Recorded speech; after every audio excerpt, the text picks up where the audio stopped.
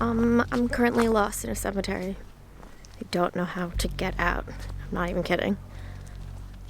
Hey everyone, in honor of Halloween, today I'm going to be taking you around the Magnificent Seven, which are a collection of cemeteries built during the Victorian ages that are scattered around the outskirts of London. Each one has quite the history and legend surrounding them. So why don't you join me as I wander through the ghost towns of London and show you that there are some pretty cool and unique places to get off the beaten track and away from the touristy bits of London. I have just arrived at the Kensal Cemetery, which is one of the oldest of the Magnificent Seven. The burial ground opened in 1833 and was designed after Père Lachaise in Paris. Kensal Green is a conservation area, and it's also the final resting place for many famous Brits. Among them are Charles Blondin, the tightrope walker who walked across Niagara Falls in the mid-1800s several times, and even James Malcolm Ryder, the co-creator of Sweeney Todd, is buried in this cemetery. Perhaps one of the most famous monuments in Kensal Green Cemetery is the sarcophagus that's dedicated to Princess Sofia.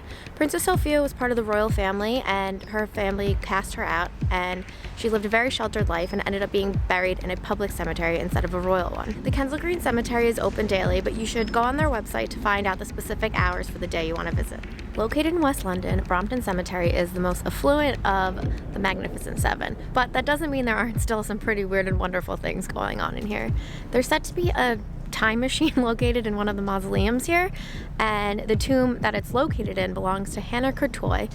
Her tomb was built by an Egyptologist in the 1800s and is said to have tons of hieroglyphics in the inside, and it was actually supposed to be connecting several cemeteries in London. Brompton Cemetery is also home to a bee apiary, so head to the visitor center to try some of their homemade honey and then take a wander through the graves. You'll come across gravestones of the inventor of the sunglasses and the inventor of the traffic light. So there's some cool things to see in here, so definitely check it out. Plus, there are always tons and tons of events going on. The cemetery is open daily from 7 a.m. to 5 p.m.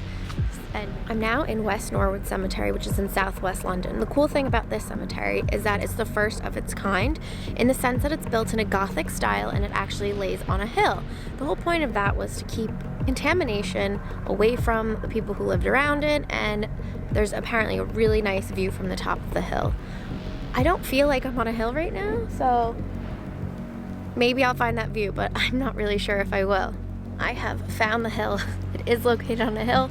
I'm walking up towards the crematorium right now, which is the part that is on the hill. Out of all of the Magnificent Seven, West Norwood Cemetery is considered to be the most fashionable to be buried in.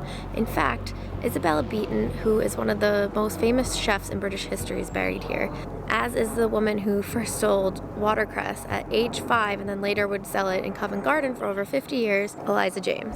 West Norwood is open daily, so be sure to check their website for hours. So now we're going to head to Nunhead, which is located in southeast London. Nunhead Cemetery is the second largest of the Magnificent Seven, and over 270,000 people were buried here dating back to the 1800s. When you head to Nunhead, you should walk to the west side of the cemetery up the hill so that you can look at the spectacular view of St. Paul's Cathedral, which is surrounded by trees and it's been perfectly hedged back.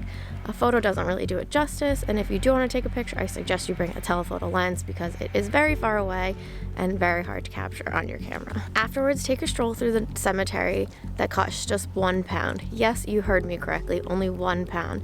In the 1970s, Southwark Council purchased the cemetery for only £1 from the United Cemetery Company. Restoration didn't begin until 1990, and it's a really, really massive cemetery, so you could definitely spend about an hour or so wandering around. Entrance is daily between the hours of 8:30 and 4 p.m. So just check the website to make sure that the hours haven't changed. So I'm now at Hamlets Cemetery, which is located almost directly behind Bow Station. So the thing that you need to know about this cemetery is that in 1967, the Greater London Council almost cleared out the entire thing, but people protested because a lot of the locals have loved ones who have been buried in this cemetery not too long ago at that time. So they stopped clearing it out, and what now remains is what's left of the cemetery from when it was first built. Used as a resting place for London's working class, there aren't that many notable people who are buried here. However, there are a lot of interesting stories having to do with the cemetery. There is said to be one grave that acts as a final resting place for not one, but 3 police officers who died in completely unrelated incidents at different times. Nobody really understands why this is a thing, but it's just the way that they were buried, and I think that it was because they needed to save space. Walking around here, you can see that the graves are pretty much on top of each other. Another thing to note about this member of the Magnificent Seven is that it was heavily damaged during the war.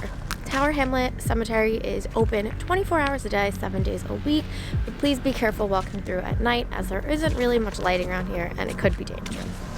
Originally opened in 1840, Abney Park Cemetery is the final resting place for several really interesting people.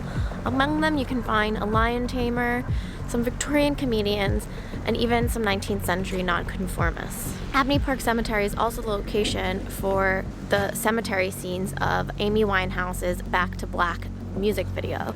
The cemetery is open from Wednesdays to Saturdays, but as always, please check the website for better hours. So I'm currently standing in front of the Highgate Cemetery, and this is the west side and this is the east side. Highgate Cemetery is definitely the most famous of the Magnificent Seven and is the final resting place for people like Karl Marx and George Eliot and some other notable people. So as you can see, from where I'm standing, it's split into two sections, the west side and the east side. You can visit the east side on your own for £4 entry fee, or you could join a walking tour, I think it's £12, to visit the west side. The west side is where you'll find the chapel, the colonnade, Egyptian Avenue, and many more notable places. You'll probably even recognize it from Fantastic Beasts, The Crimes of Grindelwald. So make sure you book in. I'm not going to go in because I don't have any money with me, but that is the east side and the west side.